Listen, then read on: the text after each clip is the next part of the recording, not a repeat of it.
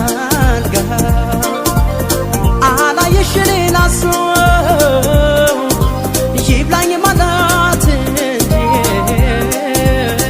እንደኔ ላለስ እውነትሽ